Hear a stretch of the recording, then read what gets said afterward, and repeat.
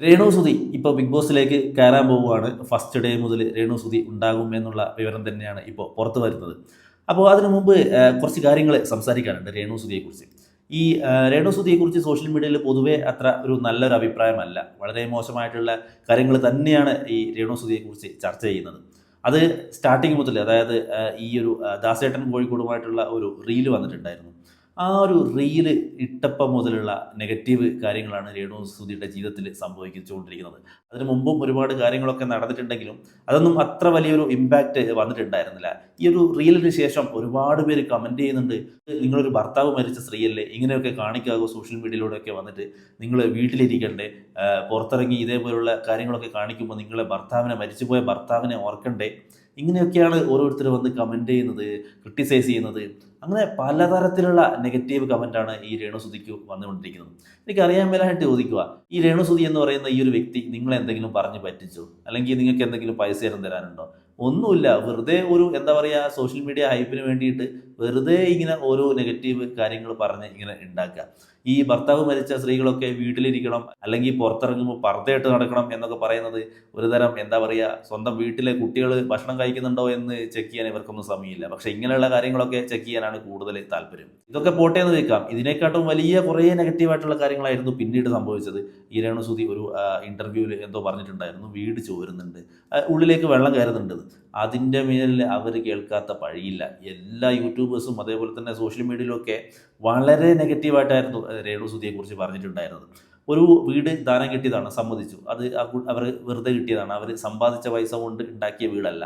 അവർക്കും അവരുടെ മക്കൾക്കും താമസിക്കാൻ വേണ്ടിയിട്ട് ഒരു ചാരിറ്റി പോലെ ഒരു ട്രസ്റ്റ് വഴി അത് കൊടുത്തതാണ്, സമ്മതിച്ചു. പക്ഷേ ആ വീടിന് എന്തെങ്കിലും ഒരു കുഴപ്പം വരുമ്പോൾ അത് എന്തെങ്കിലും മിണ്ടാതെ പറയാതിരിക്കണോ? അത് വെറുതെ കിട്ടിയതാണെങ്കിലും. ഈ കമൻ്റ് അടിക്കുന്നവരും ഈ രേണുസുധിയെക്കുറിച്ചൊക്കെ നെഗറ്റീവ് പറയുന്നവരൊക്കെ ഒരു കാര്യം ആലോചിക്കേണ്ടത്, ഈ ദാനം കൊടുക്കുന്ന വീടൊക്കെ ഇതിൻ്റെ പിന്നിൽ പ്രവർത്തിച്ചവർക്ക് യാതൊരു ഗുണവുമില്ലാത്ത പരിപാടിയാണെന്ന് നിങ്ങൾ വിചാരിക്കേണ്ട. അവർക്ക് ഗുണമില്ലാത്ത ഒരു പരിപാടിക്ക് ഇതേപോലെയുള്ള ദാനത്തിനൊന്നും ആരും നിൽക്കൂല. അത് അരിയാഹാരം കഴിക്കുന്നവർക്ക് മനസ്സിലാവും. ഇപ്പോൾ ഒരു വീടിൻ്റെ ചുമര് തേൽക്കാൻ വേണ്ടി 5 ചാക്ക് സിമെൻറ്റ് ഉപയോഗിക്കേണ്ടടുത്ത് 4 ചാക്ക് സിമെൻറ്റ് ഉപയോഗിച്ച് കഴിഞ്ഞാൽ അത് ഓട്ടോമാറ്റിക്കലി കുറച്ച് കാലം കഴിയുമ്പോൾ അത് അവിടെ നിന്ന് പൊളിഞ്ഞ് വീഴും. അതിനുള്ള സാധ്യതയുണ്ട്. അപ്പോൾ അങ്ങനത്തെ കുറച്ച് കാര്യങ്ങളൊക്കെ ആ വീട്ടിൽ അവർ ചൂണ്ടിക്കാണിച്ചപ്പോൾ എന്തൊക്കെ ബഹളമായിരുന്നു. നിങ്ങൾക്ക് വെറുതെ കിട്ടിയല്ലേ, നിങ്ങൾ അധ്വാനിച്ച് ഉണ്ടാക്കിയതല്ലല്ലോ, എന്നിട്ട് ഇങ്ങനെയൊക്കെ പറയാമോ എന്നൊക്കെ പറഞ്ഞ്. ഇനിയിപ്പോൾ അടുത്ത് ചുരൽമലയിൽ ആ ഒരു ഉരുൾപൊട്ടലുണ്ടായപ്പോൾ ഒരുപാട് പേർക്ക് വീട് വെച്ച് കൊടുക്കുന്നുണ്ട് സർക്കാർ. അപ്പോൾ സർക്കാർ ഇപ്പോൾ കഴിഞ്ഞ ആഴ്ച ഒരു വീടിൻ്റെ ഒരു പണിയൊക്കെ പൂർത്തിയാക്കി, ന്യൂസ് ചാനലിലൂടെയൊക്കെ വന്നിട്ടുണ്ട്, ആ ഒരു വീടിൻ്റെ പണി പൂർത്തിയായി എന്നൊക്കെ പറഞ്ഞ്. അതിൽ ഇതേപോലെ എന്തെങ്കിലും മിസ്റ്റേക്കോ കാര്യങ്ങളുണ്ടെങ്കിൽ അവർ ചൂണ്ടിക്കാണിക്കാൻ പാടില്ല എന്നാണ് പറയുന്നത്. തീർച്ചയായിട്ടും കാണിക്കണം. അങ്ങനെ എന്തെങ്കിലും പ്രശ്നങ്ങളുണ്ടെങ്കിൽ ഈ വീടിന് ഇന്നേ പ്രശ്നങ്ങളുണ്ട്, ഈ കൺസ്ട്രക്ഷൻ സമയത്ത് ഇന്നേ പ്രശ്നങ്ങൾ ഉണ്ടായിട്ടുണ്ടെന്ന് അവിടെ താമസിക്കുന്ന ഓരോരുത്തരും ചൂണ്ടിക്കാണിക്കണം. ശരിയാണ്, അത് അവർ സമ്പാദിച്ച പൈസ കൊണ്ട് ഉണ്ടാക്കിയ വീടല്ല. പക്ഷേ ആ വീടിന് എന്തെങ്കിലും പ്രശ്നങ്ങളുണ്ടെങ്കിൽ ഉറപ്പായിട്ടും തുറന്നു പറയണം. കാരണം ആ വീട് എന്ന് പറയുന്നത് സാധാരണക്കാരുടെ ജനങ്ങളിൽ നിന്ന് പിരിച്ചെടുത്ത പൈസ കൊണ്ട് ഉണ്ടാക്കിയതാണ്. അതുകൊണ്ട് തന്നെ ആ വീടിൻ്റെ ക്വാളിറ്റി ഉറപ്പുവരുത്തേണ്ടത് അത് ഉണ്ടാക്കിയവർ തന്നെയാണ്. അപ്പോൾ എന്തെങ്കിലും അങ്ങനെയുള്ള പ്രശ്നങ്ങൾ ഉണ്ടെങ്കിൽ അവിടെ താമസിക്കുന്നവർക്ക് മാത്രമേ അത് മനസ്സിലാവും കുറച്ച് കാലം കഴിയുമ്പോൾ.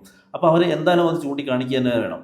അതേപോലത്തെ ഒരു കാര്യമായിരുന്നു ഈ രേണുസുധിയും കാണിച്ചുള്ളൂ. അതിൽ ഉള്ളിലേക്ക് വെള്ളം വരുന്നുണ്ട്, അത് ചൂണ്ടിക്കാണിച്ചു. പക്ഷേ അപ്പോഴേക്കും തുടങ്ങി, ദാനം കിട്ടിയതല്ലേ, എന്തിനാണ് ഇത്രയും പറയുന്നത്, അത് നിങ്ങൾക്ക് സ്വയം അങ്ങ് ചെയ്തൂടെ എന്ന്. ദാനം കിട്ടിയതാണെങ്കിലും ആ വീട് നല്ല രീതിയിൽ ഉണ്ടാക്കി കൈമാറേണ്ടത് അത് ഉണ്ടാക്കിയവരുടെ ഉത്തരവാദിത്തം തന്നെയാണ്. അതിൽ നിന്ന് ഒരിക്കലും അവർക്ക് ഒഴിഞ്ഞു മാറാൻ സാധിക്കില്ല.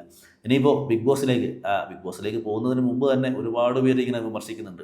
അതായത് ഈ രേണുസുധിയൊക്കെ എന്ത് കണ്ടിട്ടാണ് ബിഗ് ബോസിലേക്ക് പോകുന്നത്, എന്ത് ക്വാളിറ്റിയാണ് ഈ ഒരു വ്യക്തിക്കുള്ളത് ഈ ബിഗ് ബോസിൽ എന്ന് പറയുന്ന ഇത്രയും വലിയൊരു റിയാലിറ്റി ഷോയിലൊക്കെ പങ്കെടുക്കാൻ എന്നൊക്കെ പറഞ്ഞ് ഒരുപാട് പേര് വിമർശിക്കുന്നുണ്ട്. ഈ വിമർശിക്കുന്നവരൊക്കെ ഒരു കാര്യം മനസ്സിലാക്കേണ്ടത്, കേരളത്തിലെ ഒരു 1000 പേരെടുത്താൽ അതിലൊരു 10ഓ 50ഓ പേർക്കെങ്കിലും രേണുസുധി ആരാണെന്ന് അറിയാം. അത് തന്നെയാണ് അവരുടെ ക്വാളിറ്റി എന്ന് പറയുന്നത്. അതായത് ഒരു കേരളത്തിലെ ഒരു ചർച്ചാ വിഷയമായിട്ടുള്ള ഒരു പേര് തന്നെയാണ് രേണുസുധി. അതുകൊണ്ട് തന്നെ അങ്ങനത്തെ ഒരു ഷോയിലേക്ക് പോയി കഴിഞ്ഞാൽ എന്തെങ്കിലും ഒരു ഇമ്പാക്റ്റ് അല്ലെങ്കിൽ ഒരു ചർച്ചാ വിഷയം ഉണ്ടാകും എന്നുള്ള കാര്യത്തിൽ യാതൊരു സംശയവുമില്ല. അതിൻ്റെ പിന്നിൽ പ്രവർത്തിച്ചവർ മണ്ടന്മാരൊന്നുമല്ല രേണുസുധിയെ അങ്ങോട്ടേക്ക് കയറ്റി വിടാൻ.